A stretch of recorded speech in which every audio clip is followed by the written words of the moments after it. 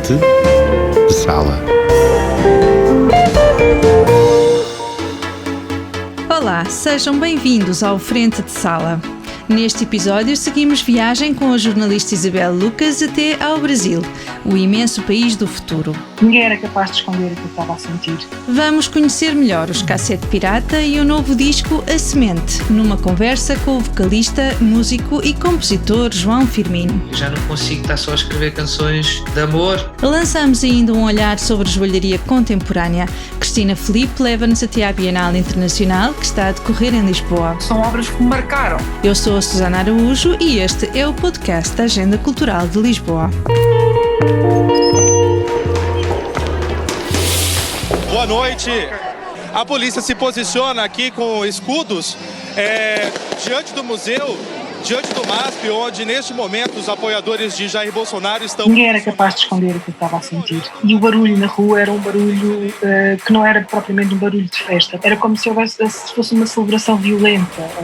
Havia helicópteros, não me esqueço nunca disso, helicópteros a voar muito baixinho, ouviam-se tiros vindos não se sabia de onde, uma gritaria muito grande. Então estava numa grande cidade e essa grande cidade estava perfeitamente dividida e numa tensão que era quase uma tensão de guerra, uma tensão fratricida, uma coisa muito, muito estranha. E percebi que se calhar era uma oportunidade que eu não podia perder, esta de percorrer o Brasil a partir da literatura e tentar perceber um bocadinho melhor que país era aquele e porque é que estava a acontecer aquilo ao Brasil. A polícia agora está aqui posicionada, soltou alguns tiros de borracha e também de gás. Logo após a confirmação da vitória, houve confronto em frente ao MASP. A cidade é São Paulo e o dia é o da eleição de Jair Bolsonaro como presidente do Brasil em 2018. A voz é de Isabel Lucas, jornalista e crítica literária. Naquele dia decidiu finalmente aceitar o desafio proposto por jornalistas brasileiros, fazer uma viagem pelo Brasil a partir da literatura brasileira. O resultado é o livro Viagem ao País do Futuro. Isabel Lucas fez-se ao caminho tendo como guia algumas obras incontornáveis da literatura brasileira. Quando eu escolho os livros de partida, vou com esta preocupação. Eu vou falar de livros que tenham interesse, continuam a ter atualidade no Brasil, mas que sejam também livros conhecidos dos portugueses, ou que leve finalmente, se eu puder levar finalmente alguns portugueses a ler estes livros, também fico muito satisfeita. A dificuldade foi ficar por 12, não é? A dificuldade é sempre essa. Entre os autores que escolheu estão Euclides da Cunha, Machado de Assis, Jorge Amado, Clarice Lispector e Graciliano Ramos, entre muitos outros. É das páginas por ele escritas que Isabel Lucas parte à descoberta da alma do Brasil, das suas virtudes e contradições. Mas podemos conhecer um país através da literatura?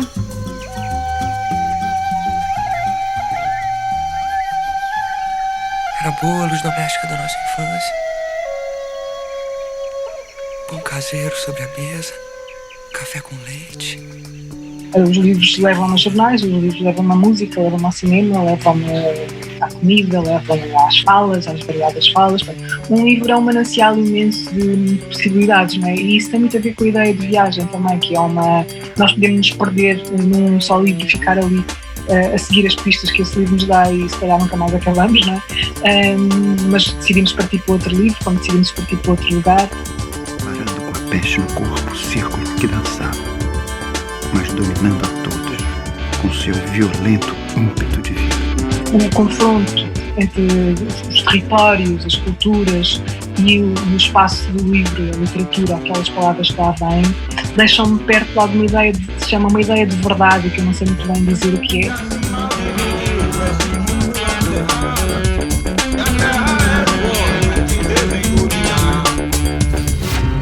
E a verdade que encontrou, a coisa mais próxima dela, foi a de um país complexo e partido, de tensões e de exceções. O Nordeste do Brasil mudou muito durante os governos do Lula e, portanto, aquela população tem uma gratidão tremenda e tratam-no até, pode-nos parecer de alguma maneira mais estranho, quase como um deus ou um pai, assim.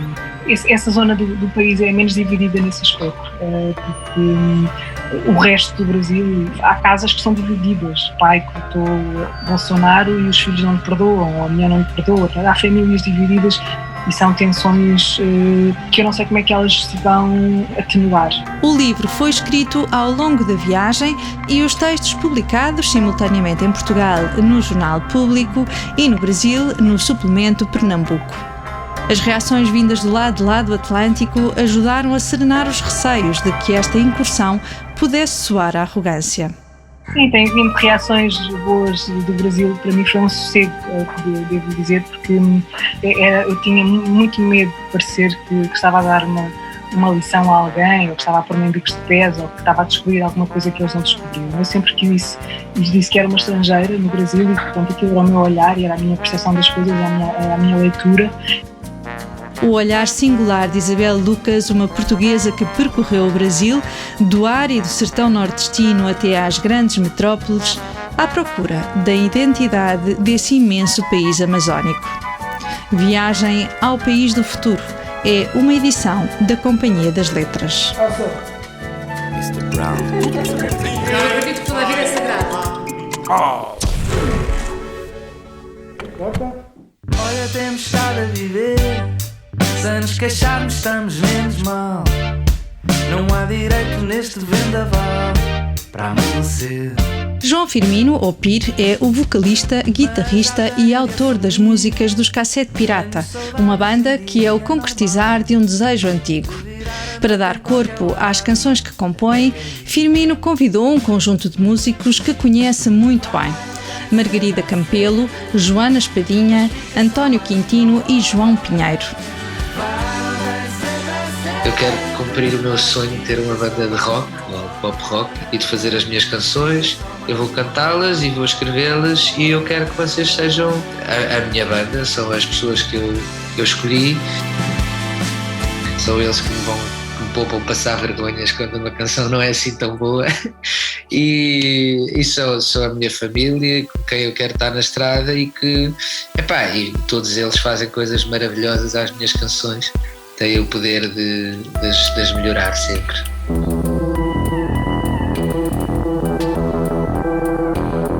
Acordaram com a desgraça, foi o povo toda à praça. 5 amigos unidos pelo jazz, mas que neste projeto assumem sem complexos referências bem diferentes.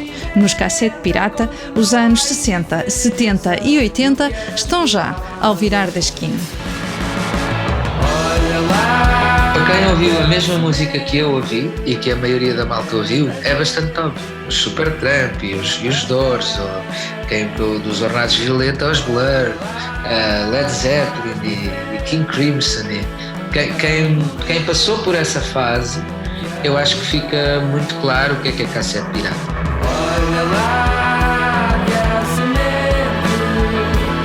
É no fundo a receita de todas as coisas que nós gostamos, e eu gosto de uma canção melancólica com um refrão que faz arrepiar, e também gosto de riffs de guitarra de mandar o estádio abaixo, e pronto, e vai tudo. Em 2019, impressionaram com o primeiro disco, A Montra, e ao assumir a banda sonora da série da RTP Até que a Vida nos Separe, fizeram-se notar ainda mais.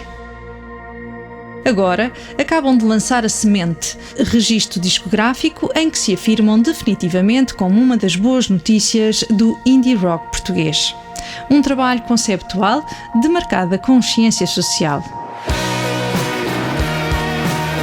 Uma geração que viu muitos amigos a emigrar por falta de oportunidades, e depois já vou para a segunda crise económica, e depois aparece a crise climática e toda a crise humanitária do mundo dos refugiados, e numa era de ultra informação e ultra desinformação, com umas redes sociais e um algoritmo que reagem mais ao ódio do que ao amor e ao carinho. É inevitável esta sensação de que já não consigo estar só a escrever canções de amor. No dia 20 de outubro, os Cassete Pirata sobem ao palco do Maria Matos, em Lisboa, para apresentar o novo disco. Começa a ganhar forma a ideia de regresso a alguma normalidade, o que deixa João Firmino com muita vontade de se fazer à estrada. Brisa solar, sinto falta do teu manto a balançar. avançar. Ter agora este pequeno vislumbre de que, de facto, para breve já possamos voltar a estar de pé e voltar, ter saudades que alguém entorne cerveja para cima. É uma coisa que eu nunca pensei poder assumir. Está toda a gente com muita fome de voltar a ter a certeza que, pelo menos por uma hora, vão poder voltar a viver as coisas como eram.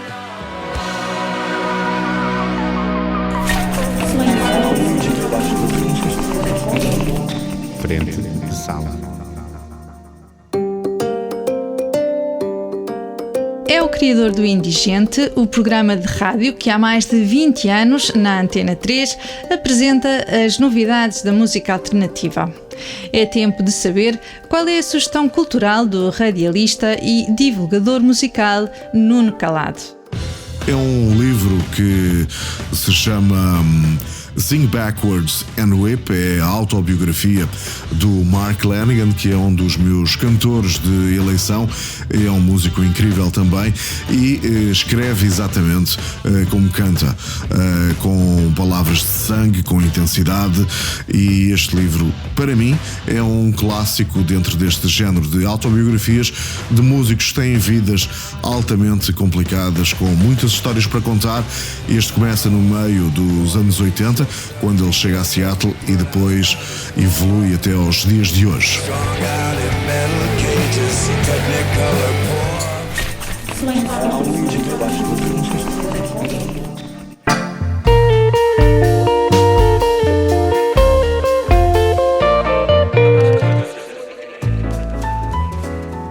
Até 20 de novembro, em vários espaços da cidade, a primeira Bienal Internacional de Joalharia Contemporânea continua a refletir sobre o corpo, o medo e a proteção, partindo de um aspecto marcante na história da joalharia, a proteção física e espiritual.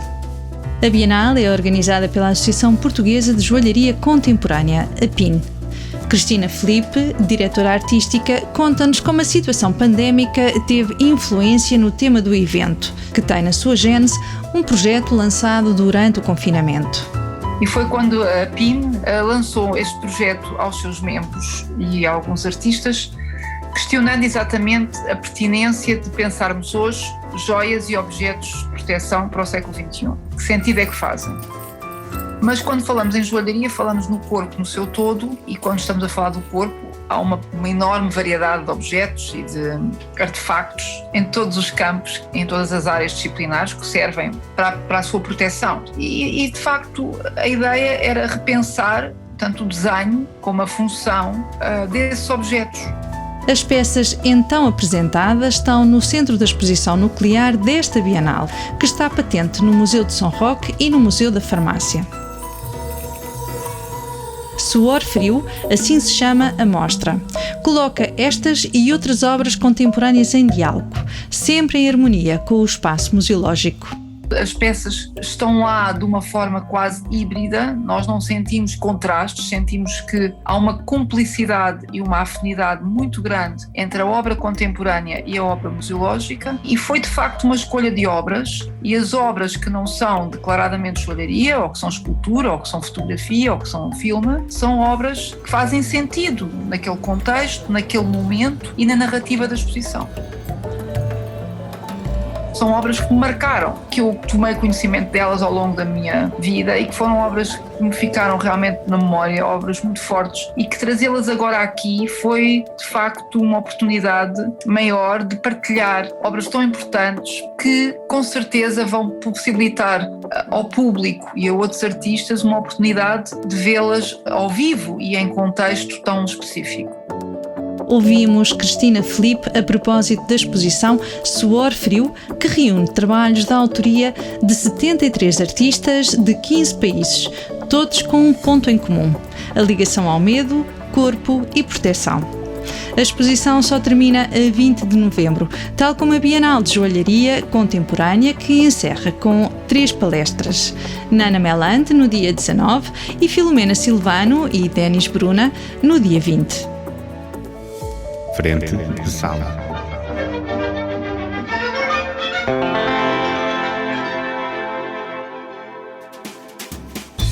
Até 14 de novembro continua em palco a nova criação da companhia de teatro A Barraca.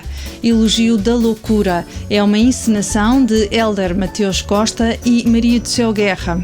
10 atores em cena trazem nova vida ao texto de Erasmo de Roterdão.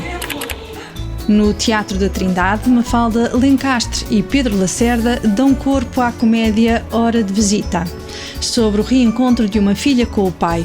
Ele está num quarto de hospital e ela decide despedir-se e não deixar nada por dizer. O Out Jazz chega ao fim este mês e os últimos concertos estão marcados para o Auditório de Pedra, da Tapada da Ajuda. É sempre ao domingo, às 16 horas. A começar está o festival Hans Otter, Sound of Sounds, dedicado à obra do artista e compositor alemão Hans Otter. Decorre até abril de 2022 em Lisboa, Évora, Guimarães e Viseu. Na capital, as atividades passam pela Brotéria, Goethe Institute e Kulturgest. Para as famílias, o Luca Teatro Luís de Camões apresenta Válvula, uma criação de António Jorge Gonçalves e Flávio Almada. O desenho digital, a música e as palavras fazem-nos viajar das pinturas rupestres até aos nossos dias para compreendermos os grafites que preenchem os muros da cidade. Mais informações sobre estes e outros eventos estão sempre disponíveis em agendalx.pt. O Frente de Sala chega ao fim, mas volta na próxima quinzena para lhe trazer mais cultura. Até lá! Este é um podcast da Agenda Cultural da Câmara Municipal de Lisboa que pode ouvir e subscrever nas várias plataformas digitais ou em agendalx.pt. A edição é de Ricardo Saleiro e a sonoplastia genéricos são da autoria de Fernando Figueiredo.